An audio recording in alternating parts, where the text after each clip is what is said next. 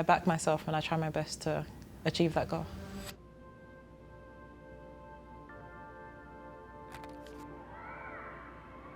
I was in a really quiet neighbourhood, so we had a couple of friends, a little group of us who lived on the road. We sometimes play football out in front of the houses together. I realised I first loved football when I followed my brother to his training sessions with my dad as a coach, and I joined him once and enjoyed it since then.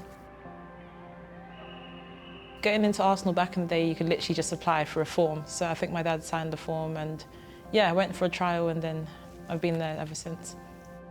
In training, the coaches were really just instilling confidence into us as young players, you know, to express ourselves.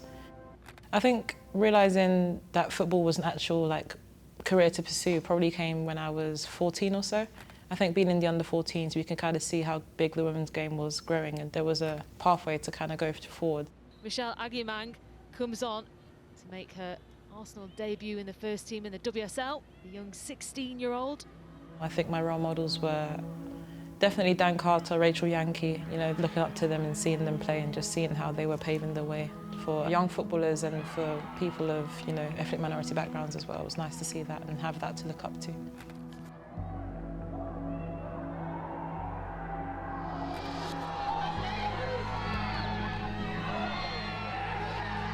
I think the loan moves were really important for me to get experience, especially in senior football.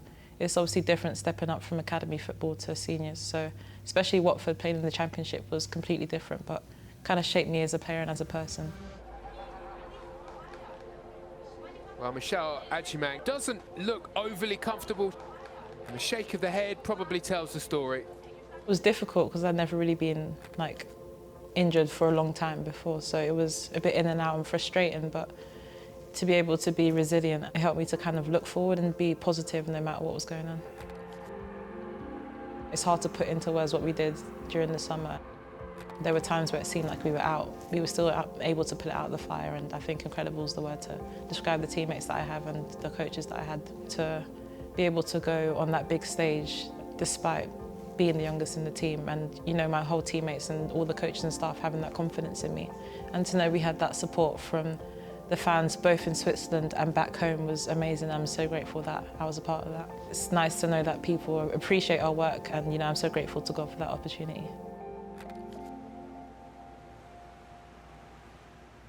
Playing in the WSL was something I've never done before regularly, so it was nice to get minutes and experience. Agyemang to seal the deal, and she does.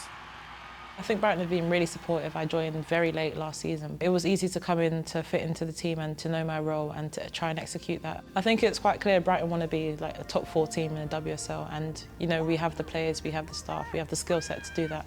I just want to be helping out the team as my role as a striker, you know, to score goals and to assist and, you know, just to help the team win in any way possible. Michelle Agyemang, the right place at the right time. I know what I want to achieve. To be known as a striker who scores goals, you know, that complete all-round striker. I try to be confident and to, you know, be positive and remember that there's a greater plan and purpose for me no matter what's happening.